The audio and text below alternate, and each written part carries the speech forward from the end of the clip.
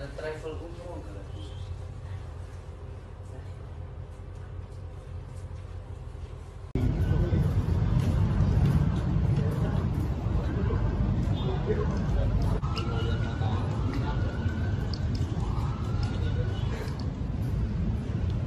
Ya, nunduk kocak lo. Fatwa itu pendapat. Fatwa bisa didebat.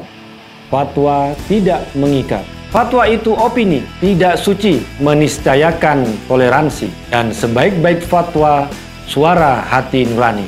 Inilah Fatwa Guntur Romli. Assalamualaikum warahmatullahi wabarakatuh. Salam sejahtera untuk kita semua. Shalom. Shalom Aleichem. Om Swastiastu. Namo Buddhaya. Wide Dong Tien. Rahayu. Salam Nusantara. Orang ke masjid untuk beribadah. Tapi Muhammad Iman ke masjid malah untuk mencuri dan menipu. Kelakuan Muhammad Iman itu terekam di CCTV masjid. Dia menempelkan stiker-stiker yang isinya kiris yang ternyata merupakan modus penipuan gaya baru, modus penipuan canggih untuk mengambil dana umat. Kalau sebelum ini pencuri kotak amal melakukan aksinya dengan membongkar kotak amal atau membawa lari kotak amal masjid, Muhammad Iman menggunakan modus kiris untuk mencuri uang umat.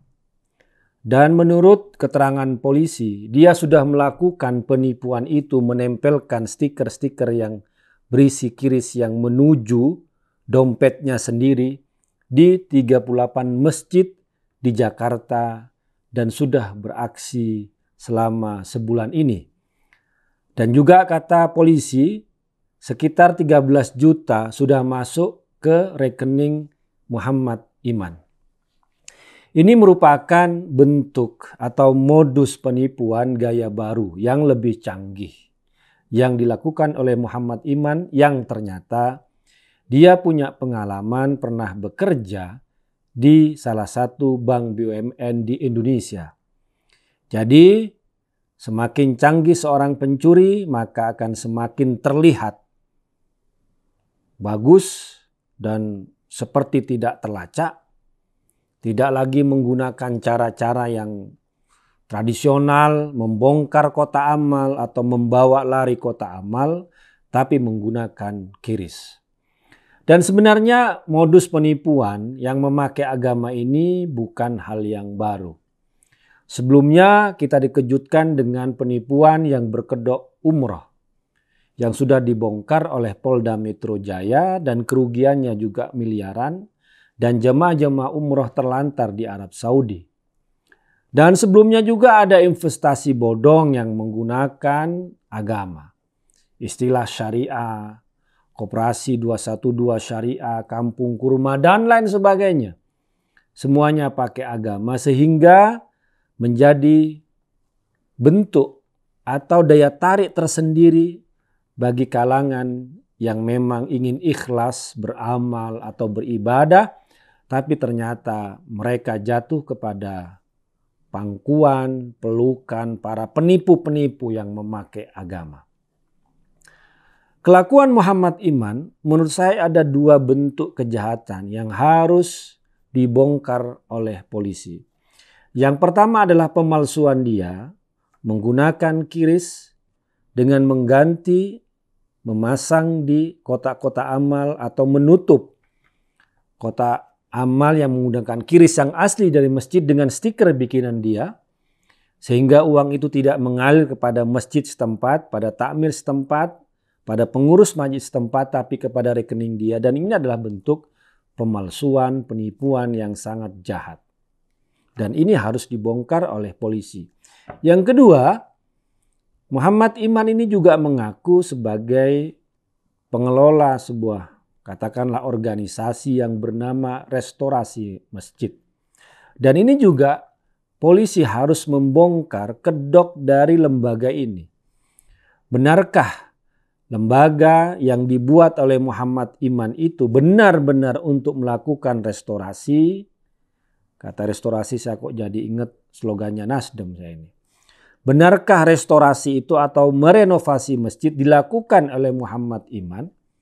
Apa saja bukti-bukti dia melakukan restorasi atau renovasi masjid itu? Atau lagi-lagi lembaganya itu juga hanya kedok untuk menipu, menggalang dana dari umat seperti yang dilakukan misalnya oleh para pengurus ACT yang sudah divonis, yang sudah kita tahu semuanya. Menampung dana umat, menampung dana publik, tapi tidak disalurkan secara benar. Dan ini juga bisa terjadi kepada organisasi yang atau lembaga yang dipimpin oleh Muhammad Iman yang katanya restorasi masjid. Kalau dia membuat organisasi itu atau lembaga itu dan membuka dana dari umat tapi tidak dilakukan seperti tujuannya, maka ini lagi-lagi adalah bentuk penipuan dan penggelapan dana. Jadi dua kejahatan itu yang harus dibongkar oleh pihak kepolisian. Pertama adalah dia melakukan pemalsuan QRIS di masjid-masjid di kota-kota amal yang menurut polisi sudah ada 38 masjid di Jakarta.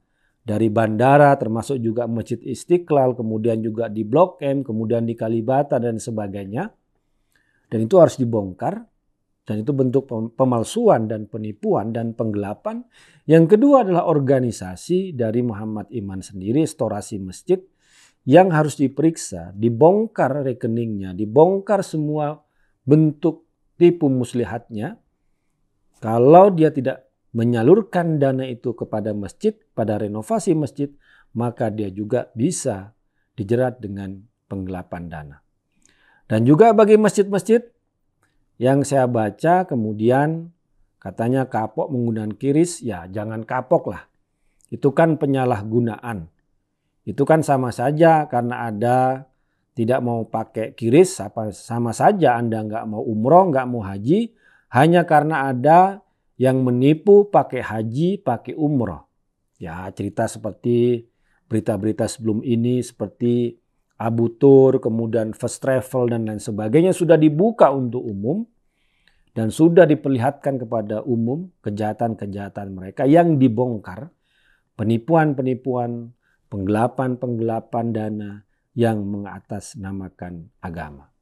Karena itu ya kita memang perlu hati-hati pada praktek-praktek seperti ini. Karena itulah dalam pengelolaan dana memang itu harus semuanya harus transparan, harus akuntabel dan bisa dipertanggungjawabkan kepada publik agar dana itu yang dari masyarakat, yang dari publik kembali ke publik, bukan masuk ke kantong-kantong pribadi, memperkaya pribadi yang justru akan mencemari nilai luhur dari agama itu sendiri. Demikian, wassalamualaikum warahmatullahi wabarakatuh.